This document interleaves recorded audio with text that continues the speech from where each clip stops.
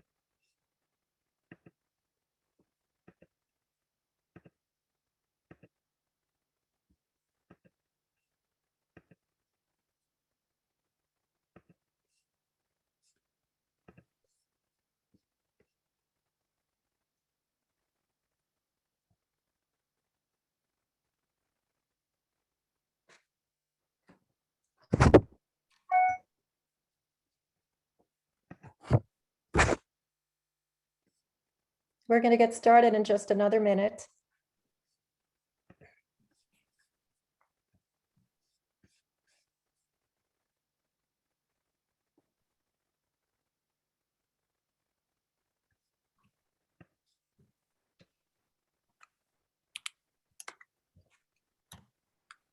Linda, what do you think? It's 12:02?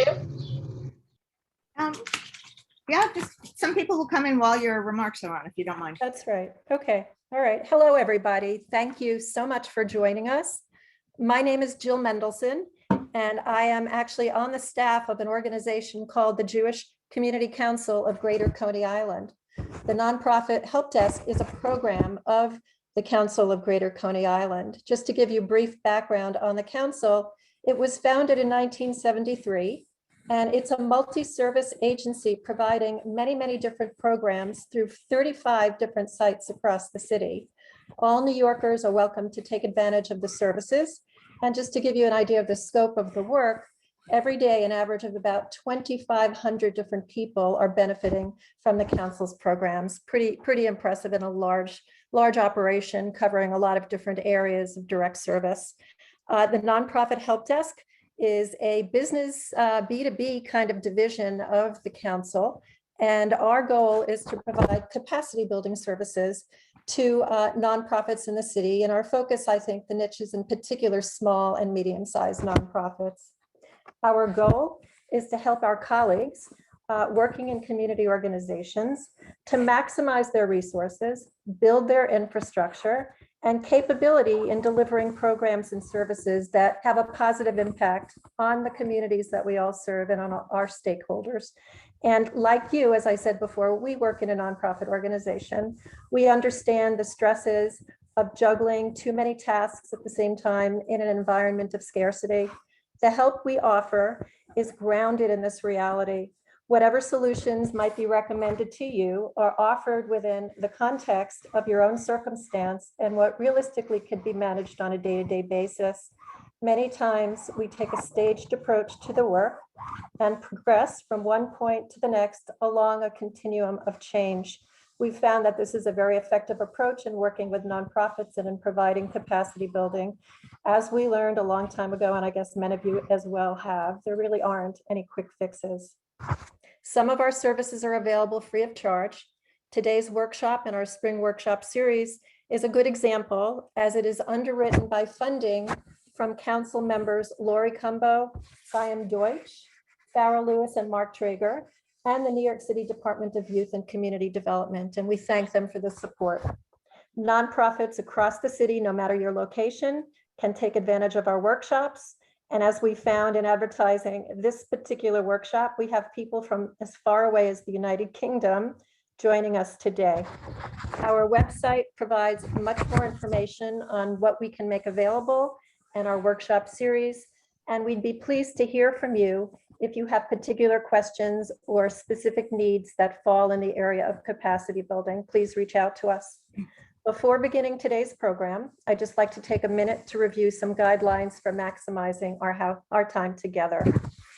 As I said in the beginning, we have a fairly large crowd. People are still joining us, but we have over 120 people who have registered for the program. We are keeping it in a meeting format, not in a webinar format. So you can see, if you have the right gallery view, all the people who are participating with us in the call today. We are also recording this. So if for whatever reason you don't want to be in the recording, please switch your camera off. And if you don't want your full name, please just use your first name in the visuals that we all can see. I'm going to ask everybody to please stay muted. Because of the size of the crowd, let's try to be respectful of one another and let's be mindful of our time together. If you have a question, please use the chat. I will be monitoring the chat, as with some of my colleagues who are also on the program with us today representing the help desk, and we will try our best to get back to you and answer your questions. We know the presentation fairly well, so it could be that you'll be raising a question that will be addressed later on in the presentation. So don't get nervous if we don't immediately answer your question. We're going to try to manage that as best we can. At the end of the program, we have allowed some free time for Q&A. And if we haven't had the chance to address your question, we'll try our best to work together, and you can raise your hand, or I might call on you if you put your question in the chat, and then we can hopefully spend some time talking together. Given the nature of the subject, I think it will be very engaging, because in a lot of different ways, we're all, wanting to have some additional guidance and working most effectively with our staff and our colleagues. If anybody wants to communicate just with the presenter or with me, you have that option in the chat to direct your question just to us. So please feel free to do so. It is now my pleasure to introduce my colleague who's smiling, I see on the side, Linda Rich. She is a new member actually of the staff of the nonprofit help desk. And so we're so pleased to welcome her. She is an executive coach in terms of her background and a specialist in leadership and organizational development. Linda has private sector and nonprofit sector experience. She has expertise in a variety of areas, including strategic planning, governance, team building, and mergers. Linda's work, interestingly, with nonprofits is well informed by her experience in corporate America. And that experience includes heading a training and development department, running an entire division of an HR services firm, and designing processes for coaching, performance management, and 360 feedback. Linda, I'm going to turn it over to you, and then I will come back to everybody at the end. And as I said, I will be managing the chat, so feel free to raise questions. Thank you, Linda, it's all yours. Thank you, Jill. And thank you as well, Barbara and Debbie, for all your help and support. Welcome. It's good to be here with you all. I'm looking forward to your comments in the chat and to see where we go. So as you no doubt suspected, we are not planning to turn you into coaches in 1 hour. So I hope no one's too disappointed about that. But there are, fortunately for us, there are techniques and tools that are used in coaching that can be lifted up and readily learned by non-coaches without a whole long training program. So that's what we're going to do today. We're going to look at some of those techniques, explore them, and give you an opportunity to incorporate them into your portfolio of tips and tricks. So, okay, we're going to start by just like seeing, we were a large group, so let's just see who's here with a quick poll. It's a quick poll with 2 questions about your organization and your leadership tenure.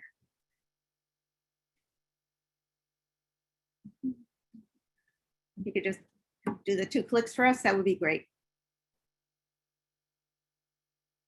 Answers are coming in, Linda, just so you know. 33 answers so far. Yes. Okay. Keep it coming, everybody. We'll give it a few more seconds.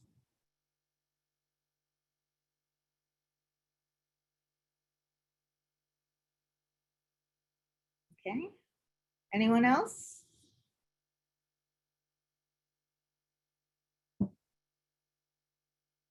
Okay. Deb, you want to show us the results? Absolutely. Here they are. So it's surprisingly to me, it's heavier on the large organizations. So 50% of the people here are from organization of 100 people plus.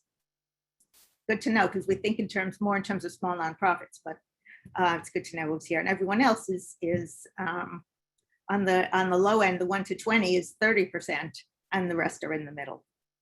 And in terms of how many people are supervised, how many people do you supervise directly?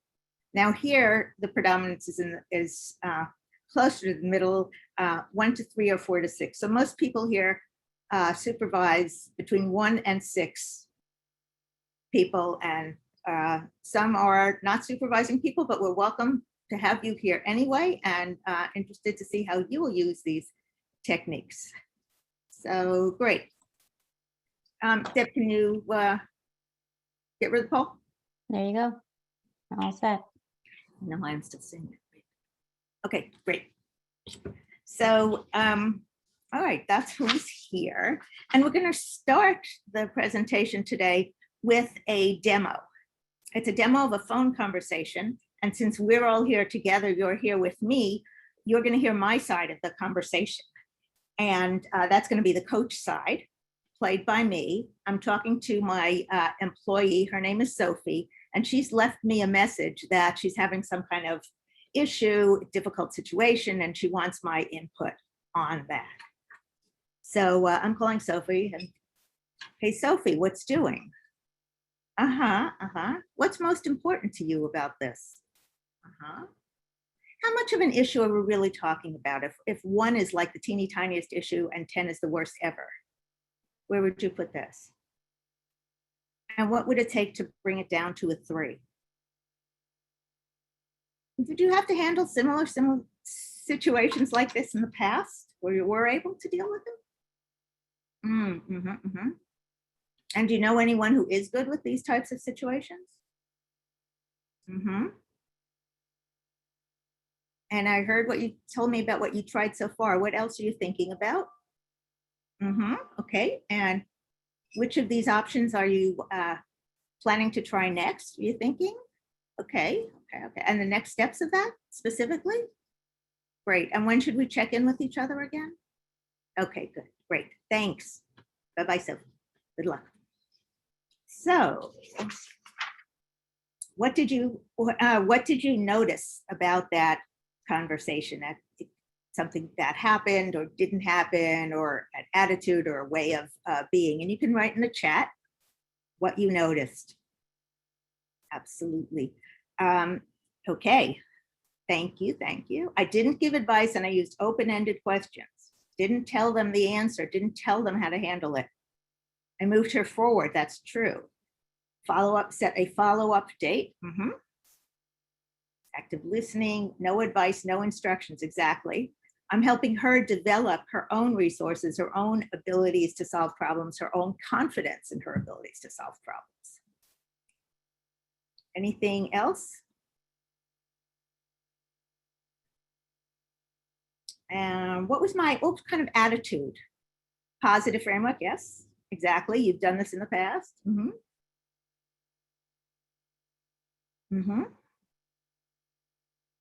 I assumed she had the answers, absolutely, that she could find the answers within herself with some help.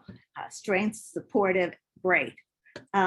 So one of the words, what my attitude was, so my attitude was, I hope, one of curiosity and one of inquiry rather than advocacy.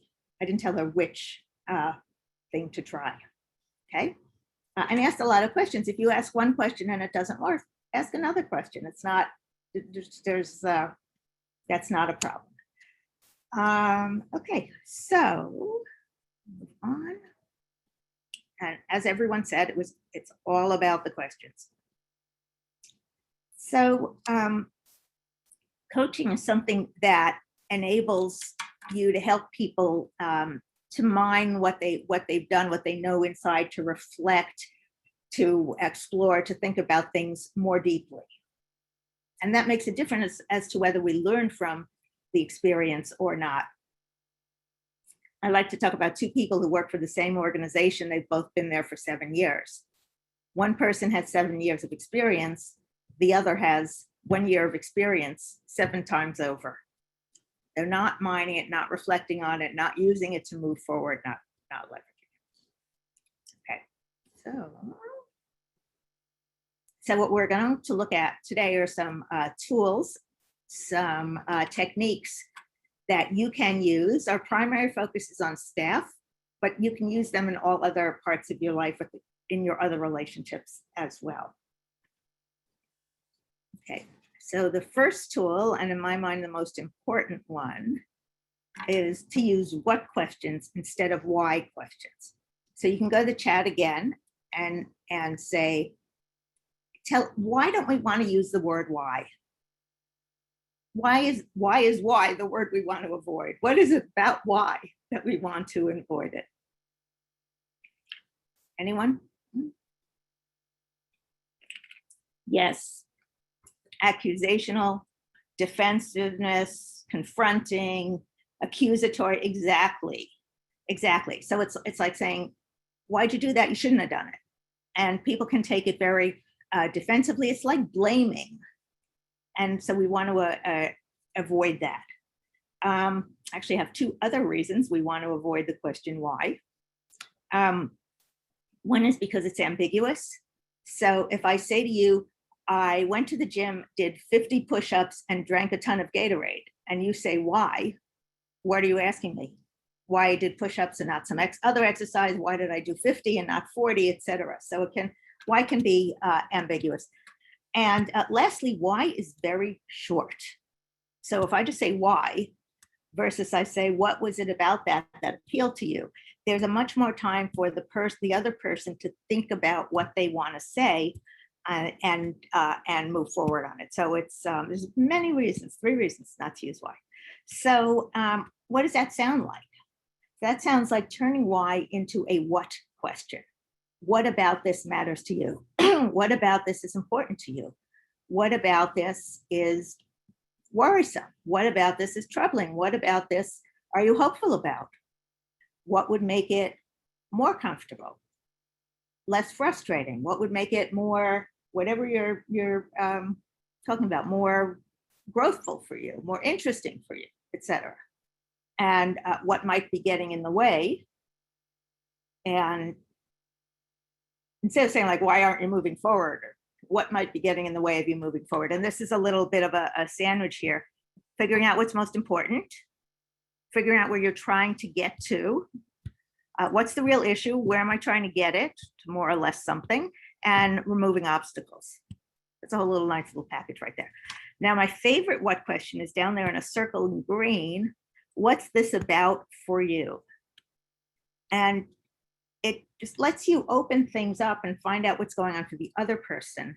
It may not be what's going on for you or why you would think something is important or not important.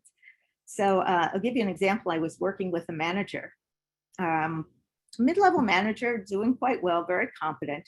He was running a series of large meetings, and every once in a while, somebody would take over the meeting and not want to give the floor back and just go on. And he would not shut those people down. And finally, I said, what's this about for you? And he said that when he was growing up, there was a very, very big emphasis on being respectful and especially on not being rude. And shutting this person down would have been rude. So now, once I understood where he's coming from, I was able to help him reframe the idea of rudeness so that it would be not rude to the 20 other people in the room. And in order to not be rude to them, he needed to shut down this one person. So we did it in terms of, in his terms. You also don't want to use why. You don't want to use why, and you don't want to ask someone, why did they come up with that idea, or why did they make that choice? And you can say, what was the thinking behind that? What went into that? How did you decide? How did you make that decision?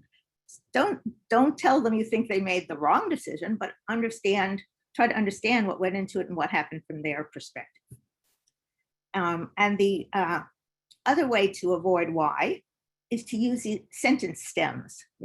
Someone tells you they did something, it's in order to, because, so that, and just a little bit of curiosity with a little sentence step. And you can also use as starters, I'm curious about, so I'm curious about what the thinking was that went into that. Help me understand what the thinking was that went into that. So this, excuse me, so you can use this approach in your personal life as well. Let's say you're with a group of people and all of a sudden the topic goes to the topic of French films. Uh-oh, I don't know anything about French films. I don't know that much about films in general. And you feel like, well, I could be on the outside of this conversation. I'll have to just stand here because, this is how, it's not my topic. But no, that's not true. If you remember your what questions, you can say things like, what is it about French films that appeals to you so much? What is it about this particular actor or about this particular film that appeals to you? Okay. What about this? And then you're actually taking the conversation deeper.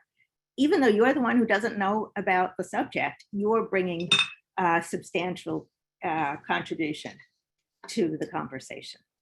Okay. Nice. Thank you for the nice things in the chat. Please keep them coming. Okay, the next tool we're going to talk about is called positive approach. And you may have heard it called things like appreciative inquiry or strengths-based approach, things like that. And what you're doing here is you're focusing on when things are going well.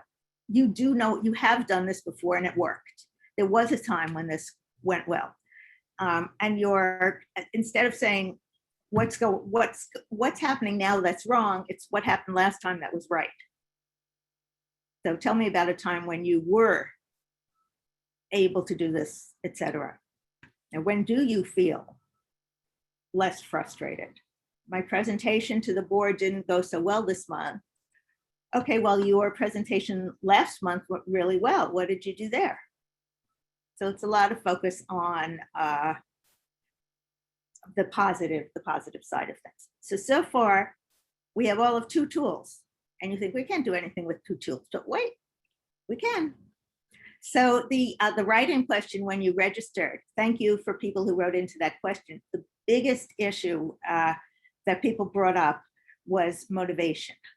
And so here's the way you could ask some questions to get at the person's motivation, trying to motivate staff. And of course, every person is motivated by different things. So if you say to them, what's the good stuff, positive approach? What are the jobs you've had that were most energizing? What are the projects or activities that are most positive for you, that interest you the most? And then our famous what question, what is it about those that makes them that way for you? Okay. And then another positive, suppose you had a really great day at work. You're on the way home, you're commuting, and you're saying to yourself, oh, that was a really great day at work. What probably happened that caused you to say that? So we've got all that way. And then I would add, we haven't done this tool yet, but one of some of the ways we might incorporate that, whatever it is motivating them, their a need for autonomy, their growth, their learning new things, their whatever it is, helping people. Can we incorporate more of that into your job? So I want, since we're talking motivation, I do want to say one thing here. I feel like I have to mention that the largest, most significant factor impacting employee satisfaction and productivity is whether they feel they have a good boss and they have a good relationship with their boss. So if you're dealing with motivation issues, think about both directions and both ways, and maybe you can also help from your side. Okay, so the next tool is scales and ranges. And you heard me do this in the demo. It's when you can usually use a 1 to 10 scale and say, how important is this to you on a scale of 1 to 10? Or how likely do you think we are going to be able to make this happen on a scale of 1 to 10? Now, how likely are we going to get this through Congress on a scale of 1 to 10? Or you can go backwards, like I did with Sophie. I said, how bad is it? 10 was the worst. And then using the positive approach, you can say, all right, let's, how's this relationship going? And you want to improve the relationship. Well, I'd give it a 5 or so now. Okay, well, what's going right that already got you up to 5? It's not all bad. There's something working for you. So what's going right that got to this point? What would it take to move from this 5 to a 7? What would that look like? What would need to happen? And the other way you can use these ranges is without numbers. So such as when I interview coaches, coaches are, their styles range on a scale from supportive to challenging. And I'll interview someone, I'll say, this is the range. Where would you put yourself on that spectrum? I'll also use this at the end of, let's say I did a workshop and we're all the way at the end. And the question is, how confident do people feel that they will be able to take some of the learnings home and implement them on their job? And so one end of the room is, I'm not at all confident. And the other end of the room is, I'm very confident that I can implement these things. And people line up. And then you can do some inquiry and asking and finding out what's going on for people. It's nice. It's a little different also. I like it. Okay. Miracle questions. It doesn't mean you can deliver a miracle, but this is a way you can help think of things differently, comment them a little differently, get another perspective. So if you had unlimited resources, what would you change? What would you not change? Career coaching, if you didn't have to work, what would you do with your time? If you went to sleep last night and you dreamed that it was 6 months from now and the organization was thriving, what would it be like? So it helps you define something and maybe give another way of thinking about it. Okay. Questions? No. Good. Okay. So this next one is very much about getting a different perspective, getting outside yourself, getting new insights. And as you saw in the demo, I said, who do you know who does this well? And that might be someone at work or someone elsewhere. It could even be on a movie or a TV show. But you want to looking for an example or a role model or a mentor. And maybe you have a mentor. What would your mentor do if they were in this kind of situation? What would a person who you really respect do in this kind of situation? Can you put yourself in their place? Another example is if someone came to you with this problem. Sometimes we get stuck because it's affecting us and we can't see that. We actually already know what to do, but we can't see it. So if someone else came to you, what would you do with this problem? I use this when I'm again interviewing. When I'm interviewing someone for a position, and some people have a hard time speaking about themselves or singing their praises, etc. So you can say, if I asked your best friend what you're like, what would they tell me? If I asked your last boss, what would they tell me? And I very much like, what would your older self tell you?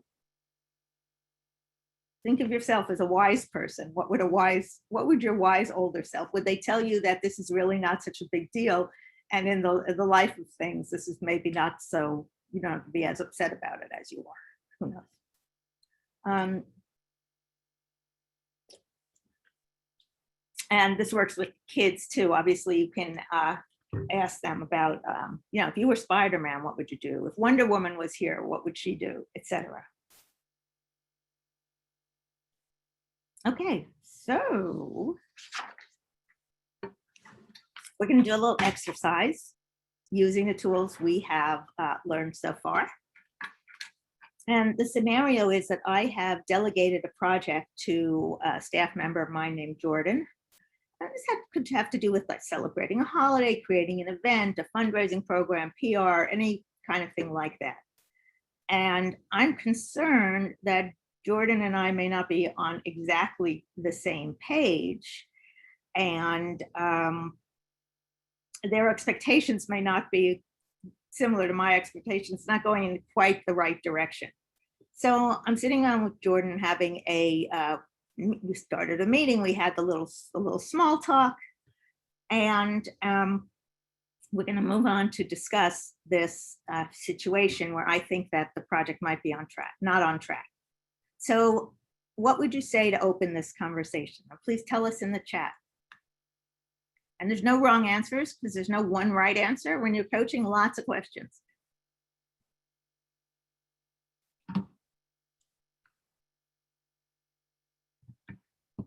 No? What do I say to my employee? Yes, thank you, thank you, thank you. How well is the project going so far? Absolutely. And I might use on a scale of 1 to 10. How well is the project going so far? I might use, what's going right, because I don't want to be negative about it, and I want to be sure I understand what's going right, what's going right. And someone also mentioned the goal of the project. The two people mentioned. So that's what I would do next. I would say, what does success look like for you on this project, or something similar? What do you see us as trying to achieve? What does that look like? And make sure we're united on that or not, and then get us there. So great. So I'm going to go on to the next technique, which is repetition, and a lot of different ways to do this. So sometimes people are reluctant to do something, but they don't realize, they think the consequences are worse than they actually are. So let's say I have a person, they don't want to get up and give a speech because they don't think they're very good at that. So if you did get up and give the speech, what would happen? Well, it would be okay, but it would be not really good. Okay, and then what would happen?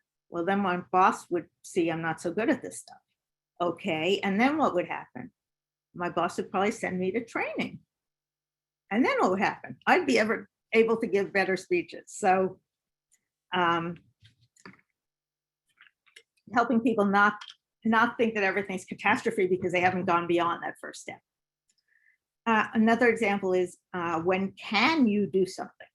So, if someone tells you they can't, the question is, when can you do it? And you're giving them the opportunity to set that target, which they'll be more committed to. So this happened to me with a friend who she had a medical issue, and she really needed to go get this procedure that she's been putting off. And she said, yeah, I know, I need to talk, I need to deal with it. And I said, when can you do it? And she said, well, I have to call the doctor first. And I said, okay, when can you call the doctor? And she says, well, I can't do it tomorrow. And I said, when can you do it? And she said, okay, I will get it done by the end of the week. And then on Thursday, I heard from her, because she knew I was going to get to her on Friday if I hadn't. I heard from her on Thursday that she had made that doctor's appointment. Another thing that you can use multiple times is, what do you really want? And I had this, well, let me give them the work situation first. Let's say a staff member says that they want to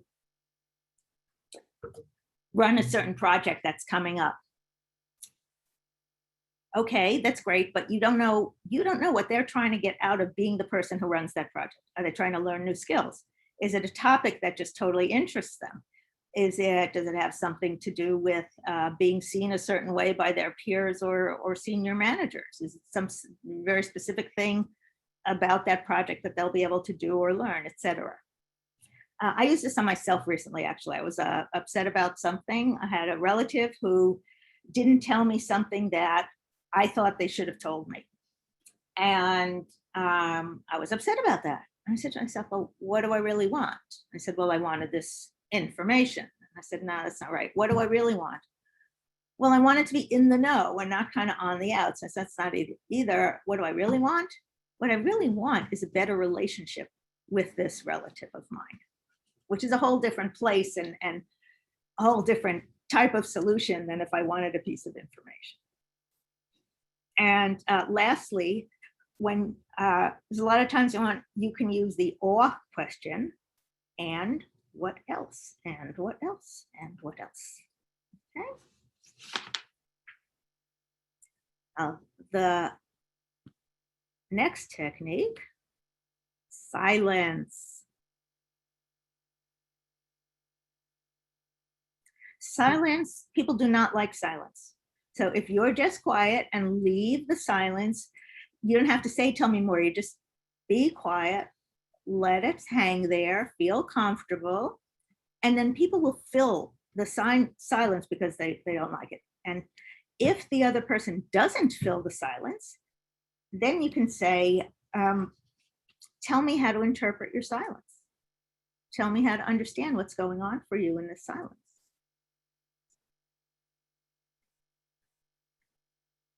So definitely, I don't know if people use, it's more of an awareness to use the silence than anything else. I don't know if it's something people use a lot or not.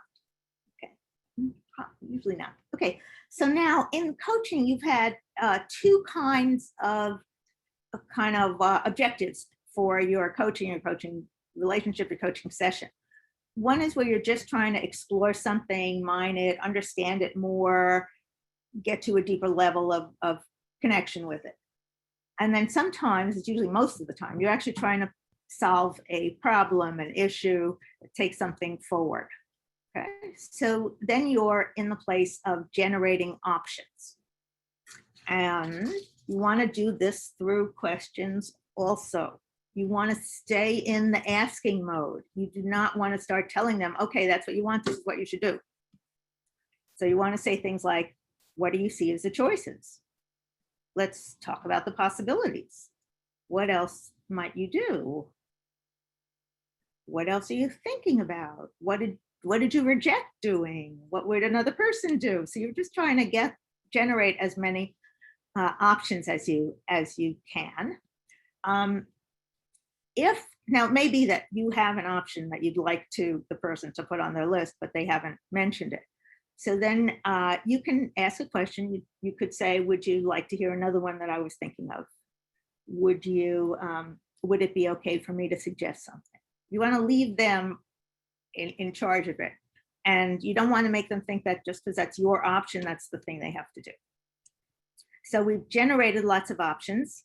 And now we're going to winnow it down, select an option to advance, proceed, follow. Okay, so again, staying in the questions, not telling them which option is the right one to do, which approach appeals to you.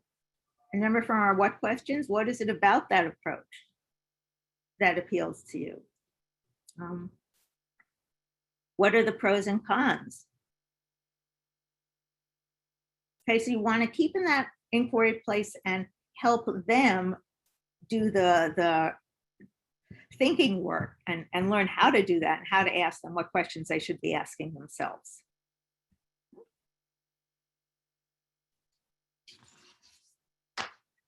And you can also obviously use the or question here. And what else? And what else? Or the other people, what would your previous boss do in this situation? What would your mother do in this situation? What would Superman do? Which approach would Superman choose? Okay. And then so now you've got the solution or tentative solution is chosen. And you want to, you're going to want to check in and figure out what's going right, what's not, etc. And as the project goes along, it's not a one-day project, right? So the question is, what does success look like? What are we trying for? Where are we going to? What are the criteria we need to meet? How will we know that we've gotten there? Okay, great. What are the next steps? I'm still in inquiry mode. What are the next steps that you see? Okay, and maybe talk a little about them. What support do you need? And very importantly, when should I check back in with you, or should we check back in with each other? And what do you expect to have done by the time we check in with each other? Linda, it's Jill, and I'm just monitoring the chat. And Gila actually had a very interesting observation. Gila, I don't know if you want to unmute yourself for a second and just repeat what you put in the chat, because I think it's very insightful.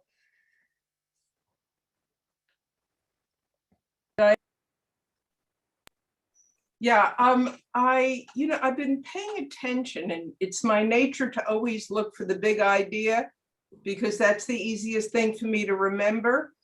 And also to try to understand what I'm learning about myself as you speak. And what became apparent to me is that you're very focused on keeping attention on the other, not on yourself.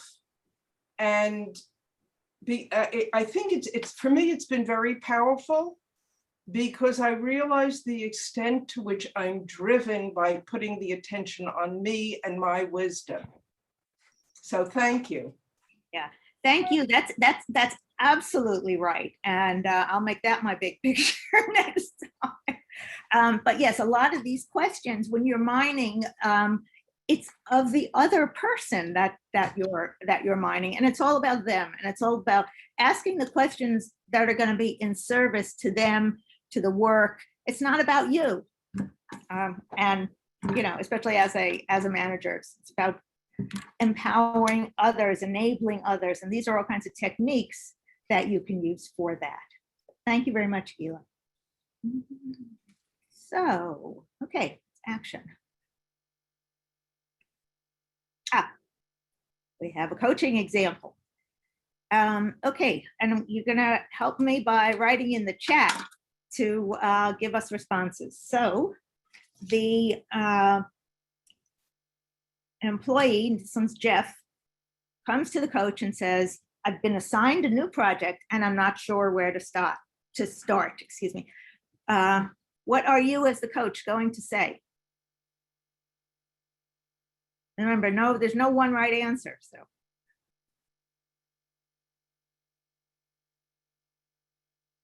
Okay, your employee comes to you, said, or to you as a coach, I've been assigned a new project and I'm not sure where to start. Okay. No? Here we go. Thinking about, what are you thinking about? What ideas do you have so far? Are you understand that? What's the project? What are the goals of the project? What options are you considering? Great.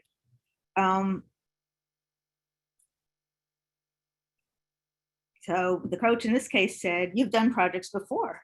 What would you advise someone else who came to you with this issue? And the client employee, Jeff, says, I would advise them to define their desired outcome and then create a plan to get there. And some of you in the were already ahead with that in the chat, suggesting we ask him what the desired outcomes are. Okay, so the coach is great. What outcomes are you hoping to achieve? And Jeff says, that's just it. I'm not really sure. This is starting to explain why this project manager who knows projects is all of a sudden doesn't know what to do. Okay, so what are we going to respond? Jeff says, I'm not really sure what the objectives are, what the outcomes are. Anyone? Actually, he doesn't say that. He says, that's just it. I'm not really sure. He's not really sure what the outcomes are. Or that's what he's saying. He says, I'm not really sure. So the coach says, what are you unsure about? And he says, this is a new area for me. I don't know that much about it. Don't know enough about it. I don't feel confident. And thank you in the chat. What do you know about the project? Very similar. Okay, so it's a new area. You don't know much. The coach says, how might you learn more about it or tap other people's expertise? And Jeff is a little, yeah, I guess I could do that. And the coach says, oops, sorry. There's something in the way on my screen, yes. And the coach says, basically, what are the options? How could you do that? What are the different ways you could learn more or tap others' expertise? Questions on this?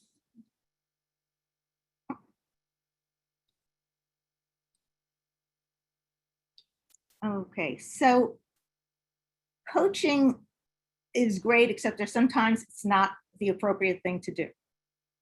Sometimes you need to convey information. You need to tell someone something, whether it has to do with safety or performance, or maybe there's a merger is going to happen. It's not a coaching situation. At least not the conveying the information part. So we're talking about explanation, not exploration. So if you need to do explanation, that's not done via coaching. And sometimes in terms of performance, you need to let employees know where they stand and what's at stake if they don't improve. Employees have a right to know where they stand. I feel very strongly about this, actually. And there are times when you need to let them know where they stand and not have a conversation about what they think. And secondly, sometimes you need to refer either to specific guidelines or to another person. So maybe guidelines on sexual harassment or some other issue. Maybe you need you need a mental health specialist or a lawyer. Conversations outside of the range of what you would do with coaching. So I had a client once. It's the executive director of a small nonprofit. And in the course of the conversation, I knew there was an issue with one of her employees who had like a puppy dog, puppy love thing with her. And she tells me in the course of the coaching conversation that he's been stalking her. And I said, whoa, time out. We are now exiting the coaching conversation. We're going to talk about what you need to do. Right? There were some very necessary steps she needed to take that were not about coaching. Okay. So these are all the tools we looked at, and you will be getting a handout with our email either today or tomorrow, which will include the slides, the slides of all techniques. So you can use them.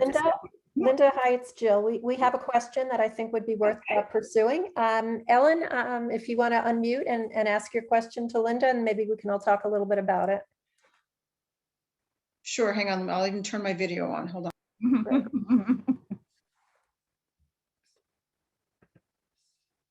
So sometimes when you're coaching, obviously coaching is to help people learn. It's like teaching a fish as opposed to giving a person a fish for dinner. But at some point, how do you decide when or how or what? You need to start giving direction, because the questioning is not effective. It's dragging on. What are the criteria you use to make that decision? Generally, I have to think about this some more. It's a great question, but I think I would say whether they're getting it or not. You're having a coaching conversation. Are they understanding? Are they making progress? Are they adding to the, and if they're just, if they don't get it at all, that's when you have to turn to some telling rather than coaching. The other thing is if you don't have enough time, there's a fire in the building, you don't start coaching. Or equivalent in your organization. And as an add-on to that question, do you find people sometimes feel they're being interrogated by a psychologist when they get bombarded with too many questions? Only on my personal life. I have not had any problem using this in my business life. I do have, sometimes I'll ask a question in my personal life, and the other person will say, don't do that coaching thing on me. And now you can have that happen to you as well.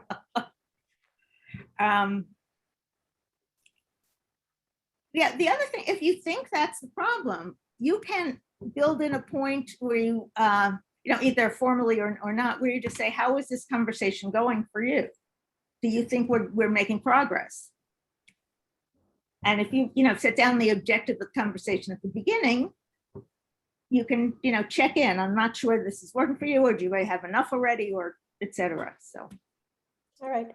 Linda, I'm just going to say, CJ, do you want to unmute and ask the question that you raised in the chat?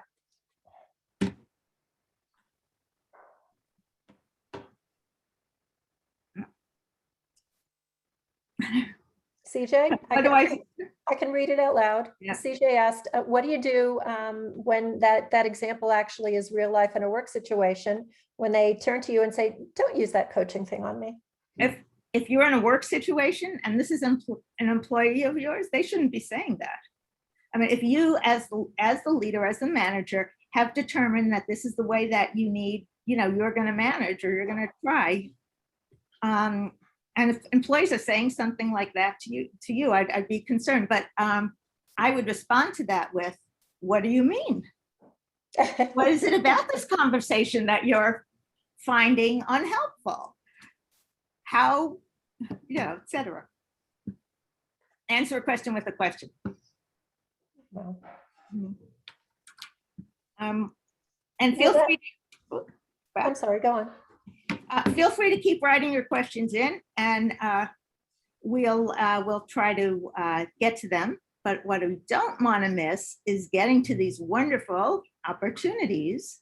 We have some free but limited opportunities. These are for nonprofits based in the New York area because of how our funding is.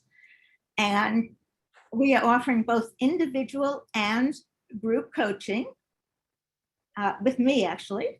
So, and we have the place to apply is in the chat, is the link, but we're also going to be sending that link to you in the follow-up note that you'll get either today or tomorrow.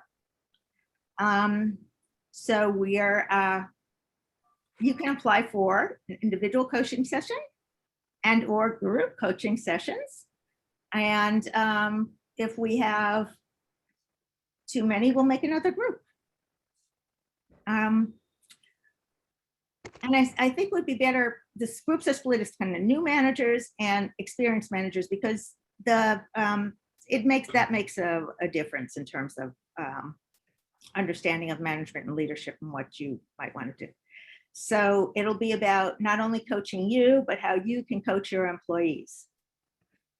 So both of those things. And we hope you'll apply. I hope you'll apply, otherwise I'll have nothing to do.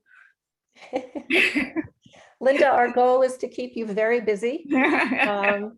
If there are no more questions, I think we're getting some really wonderful feedback. Linda, I wanted to say thank you to you. Obviously, from this first workshop that delves a little bit into coaching, my takeaway is that a very nuanced and multi-layered process that requires a lot of different skill sets. And I think it requires a lot of practice to be able to feel comfortable employing those skills and not just going back to like a why and stopping oneself and thinking for a second, which I think is probably good advice. Instead of like instantly knee-jerk response, why, as a coach and as a supervisor, like take a deep breath and think for a minute about what the circumstance is and see how you can switch into a coaching mode instead of a reactive kind of, disciplinary, why isn't this happening mode. Scott, I just want to respond to something to clarify something. The individual coaching is coaching of you on your issue, which could be about your employees, but doesn't have to be. So you are receiving coaching in that case. The group coaching is going to be both receiving coaching and learning more about coaching. Okay, thank you for the clarification. I know that the link is posted in the chat. As Linda said, we're going to be following up with an email that will contain a link to signing up for the coaching, depending on how many interested folks we have. If you are considering and think you can benefit from a one-on-one session as well as a group session, sign up for it on the registration, but let us know your preference in case we have, limited spots and can't accommodate everybody. We'd like to make sure as many people as possible can benefit from at least one of the opportunities here. I want to again just give a shout out to our sponsors, council members Lori Cumbo, Chaim Deutsch, Farah Lewis, and Mark Traeger, and as of course again to the New York City Department of Youth and Community Development. Without their support, we would not be in a position to be able to provide these workshops. I want to thank everybody who took time from their busy day to join us. I want to also just flag that in the email that we're going to be sending, there will be a handout that sort of lists Linda's top 10 tips. So you can use it as a crib sheet when you're in a circumstance and you need to quickly, okay, so how do I do that? What was the coaching advice? We'll be able to make that available to you. And most importantly, we also are sending out a link to a very quick survey. We really want to hear back from you. Was this on the mark? What were the takeaways? What else would you be interested in learning about that we might respond to in a workshop situation? So please share that information with us. And thank you again for joining us. Linda, thank you for making this a very interactive and exciting and helpful program. If there are no other questions, I think we can actually go, and hope everybody else has a great day for the rest of the day. Thanks for joining us. Bye. Thank you all.